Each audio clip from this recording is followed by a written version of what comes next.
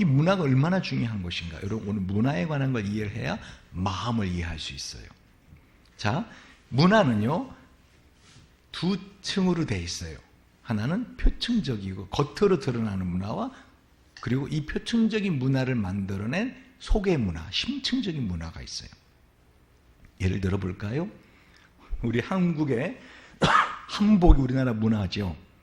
여러분, 북한의 이게 그 평양이나 이렇게 텔레비전 보면은 북한의 여성들이 한복 많이 입은 거 아세요? 혹시 여러분 중에서 북한 남성이 한복 입은 거 한 번이라도 본 사람? 없어요? 제가 북한에 대해서 박사 논문도 쓰고, 되게 북한의 그 심리에, 북한 사람의 심리, 마음에 관해서. 그래서 제가 연평도 포격 있을 때 전 국민 생방송을 제가 했거든요. 계속 방송을 진행했는데, 그래서 이것이 의미가 뭐냐, 왜 이 사람들이 이렇게 포격을 하는가 하는 걸 제가 방송을 한 적이 있어요.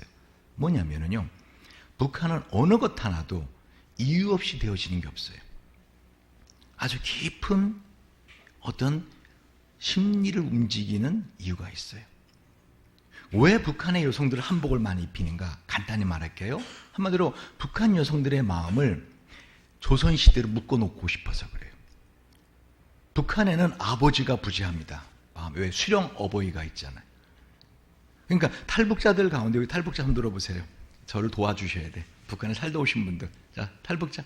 오케이, 그럼 도와주셔야 돼. 우리 탈북자분들을 제가 상담을 하다 보면은요, 북한에 있는 어머니는 빨리 모셔오고자 하는데 아버지 제일 먼저 모셔온다는 사람 한 명도 못 들었어요.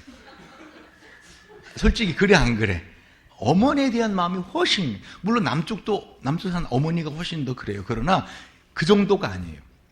아버지에 대한 마음의 심리를 북한은 의도적으로 어떻게 해요? 문화 속에서 배제해버립니다. 지워버려요, 사람들의 마음에서. 그리고 북한 전체 주민들의 마음을 어떻게 해요? 이렇게 수령이라고 하는 어버이, 그죠? 하나의 지도자의 그 수령은 뇌, 그들은 인민 어떻게 해요? 지체, 몸. 그래서 장군님은 명사수, 우리는 그의 총폭탄. 이해가세요? 우리는 장군님의 목적을 이루고 우리는 사라져서 없어져도 우리는 존재할 가치가 있는 사람들. 그거를 계속 암암리에 주입되고 있어요. 북한 사람들의 언어가 달라요. 다시 말하면 한국말 똑같아요. 잘 들어보세요. 표층적인 문화는 우리랑 같은데, 심층적인 문화나 같은데 표층적인 문화가 점점 변화되고 있어요. 그러니까 북한 문화가 좋다, 남한 문화가 좋다가 아니에요. 전 개인적으로는 한민족이라는 그런 개인적으로는 북한의 문화가 차라리 남한의 문화보다 나아요. 거기는 전통을 고수하고 있고 우리 한민족이라는 주체의식을 갖고 있다고요. 자, 그러나 중요한 것은 우리가 통일된다고 할 때 이 두 문화가 하나가 된단 말이에요. 맞죠? 그런데 이 문화라는 것은, 예를 들면 우리 한복, 그럴 때 한복을 왜 이렇게 만들었을까? 그러니까 한복은 뭐예요? 눈에 보이는 문화예요. 눈에 보이는 문화. 근데 이 왜 한복을 이렇게 만들었을까에 대한 건 어떻게 해요? 심층적인 가치관이 결정을 해요. 자, 우리 한복을 보면은요, 쉽게 말하면 이 한복으로 미니스커트 그리고 배꼽티 한 10벌은 만들 거예요. 이해가세요? 옷감을 많이 쓴다고요. 이 말은 뭐예요? 한국의 남성들은 어떤 여성을 아름답다라고 생각하는가 하면 몸을 드러내는 여자가 아니에요. 몸을 감추는 여자죠. 그리고 뭔가 은밀한 여자예요. 다시 말하면 뭔가 신비스러운 여자를 한국 남성들은 끊임없이 갈망합니다.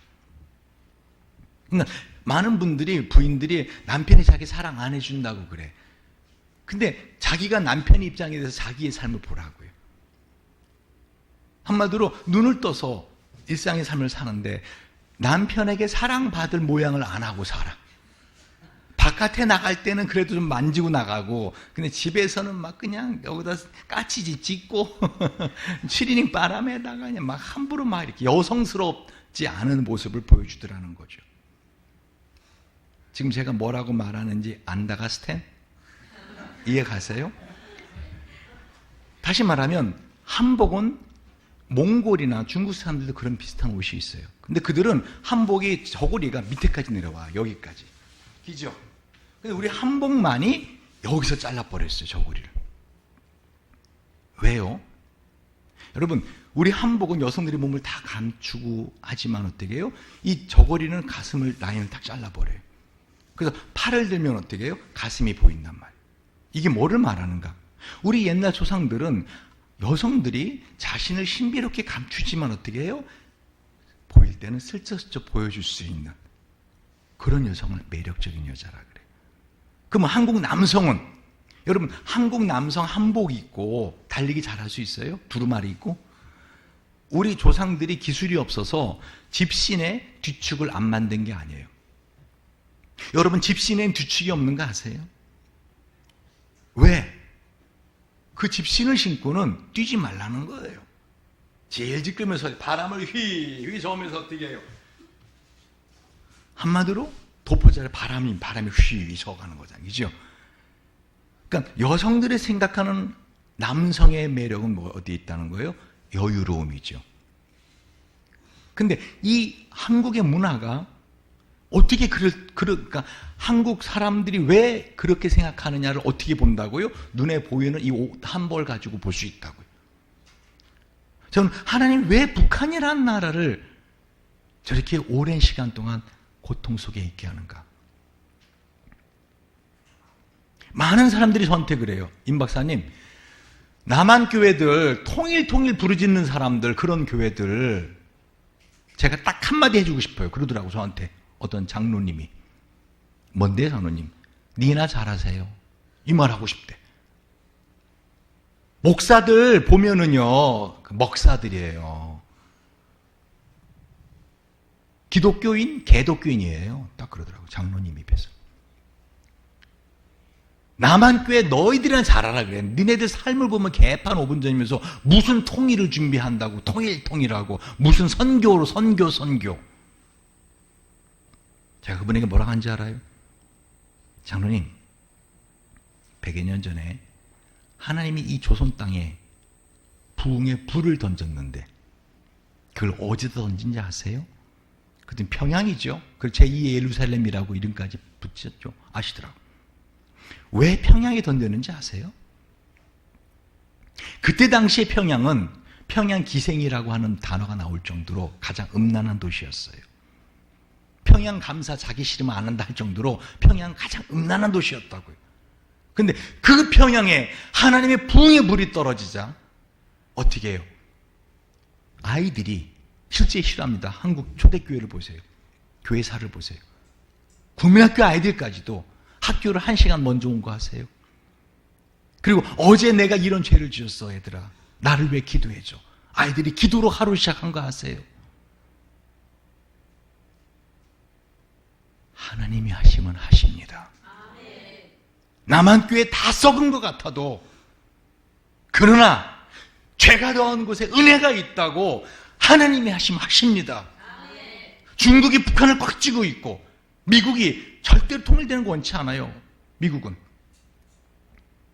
동북아에 미군의 기지가 없어져요. 절대로 미군은 원치 않아요.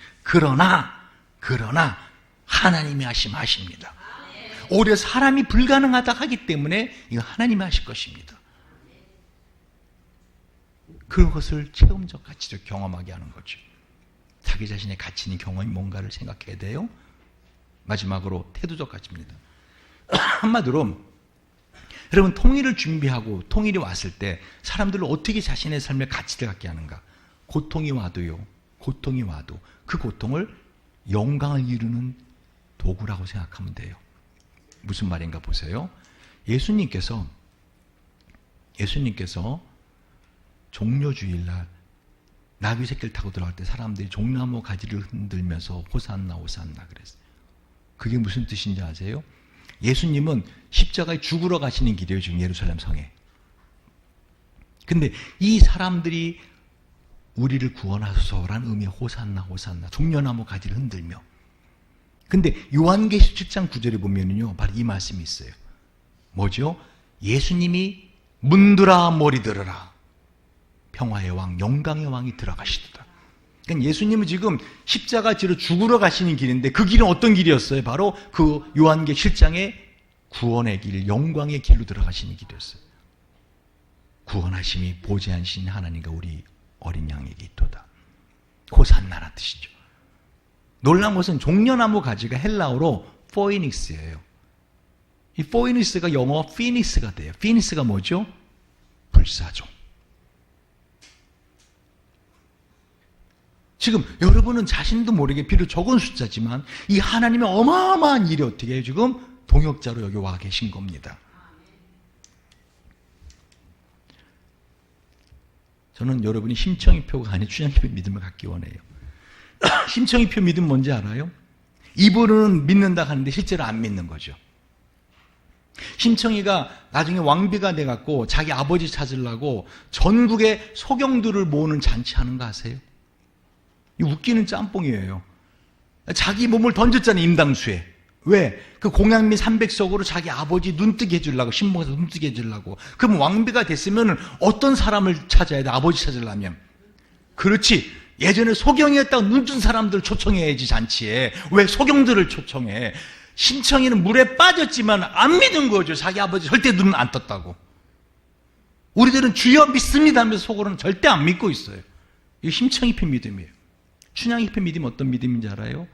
한마디로 그리 아니하실지라도. 그리 아니하실지라도. 지금 내가 하나님의 나라를 위해서, 통일을 위해서 열심히 살아가고 있는데, 이렇게 와서 기도도 하고 배우고 있는데, 그렇다고 내 삶이 당장 나아지는 것도 없고 기도하는 거 응답도 안 되고 그리 아니하실지라도